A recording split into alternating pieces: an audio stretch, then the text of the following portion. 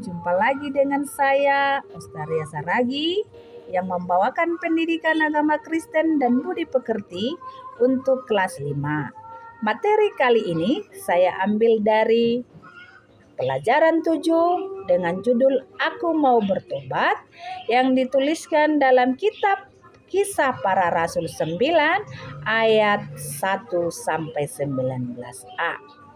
Untuk lebih memahami apa itu arti bertobat, terlebih dahulu Ibu akan membacakan isi dari Kisah Para Rasul 9 ayat 1 sampai 19a. Demikian firman Tuhan. Saulus bertobat. Sementara itu berkobar-kobar hati Saulus untuk mengancam dan membunuh murid-murid Tuhan. Ia menghadap imam besar dan meminta surat kuasa daripadanya untuk dibawa kepada majelis-majelis Yahudi di Damsyik, supaya jika ia menemukan laki-laki atau perempuan yang mengikuti jalan Tuhan, ia menangkap mereka dan membawa mereka ke Yerusalem. Dalam perjalanannya ke Damsyik, ketika ia sudah dekat kota itu, tiba-tiba cahaya memancar dari langit mengelilingi dia.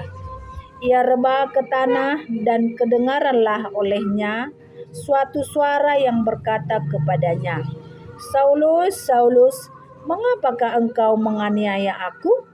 Jawab Saulus, "Siapakah engkau Tuhan?"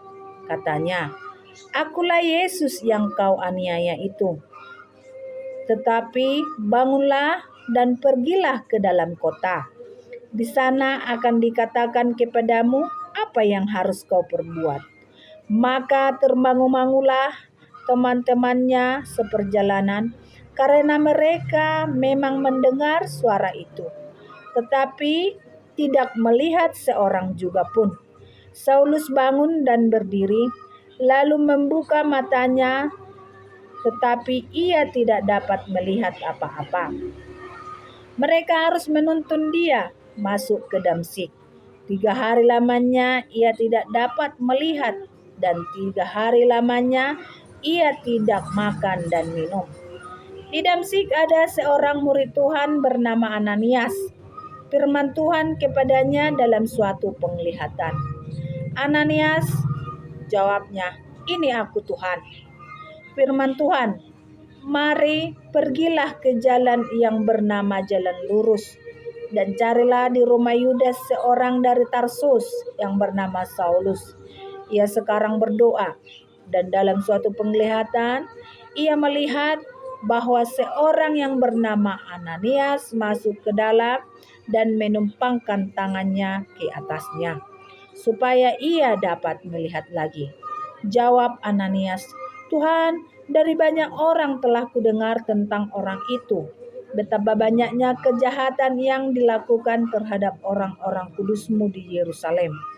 Dan ia datang kemari dengan penuh kuasa dari iman-iman kepala untuk menangkap semua orang yang memanggil nama-Mu. Tetapi firman Tuhan kepadanya, pergilah, sebab orang ini adalah pilihan bagiku untuk memberikan namaku kepada bangsa-bangsa lain serta raja-raja dan orang-orang Israel.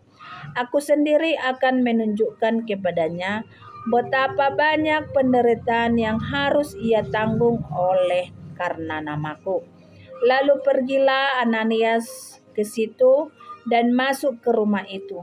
Ia menumpangkan tangannya ke atas Saulus, katanya, "Saulus, saudaraku, Tuhan Yesus yang telah menampakkan diri kepadamu di jalan yang engkau lalui, telah menyuruh aku kepadamu, supaya engkau dapat melihat lagi dan penuh dengan Roh Kudus." Dan seketika itu juga seolah-olah selaput gugur dari matanya, sehingga ia dapat melihat lagi. Ia bangun lalu dibaptis. Dan setelah ia makan, pulihlah kekuatannya. Demikian firman Tuhan. Dari nats bacaan firman Tuhan dalam Kisah Para Rasul 9 ayat 1 sampai 19a, maka kita dapat memahami arti dari bertobat itu.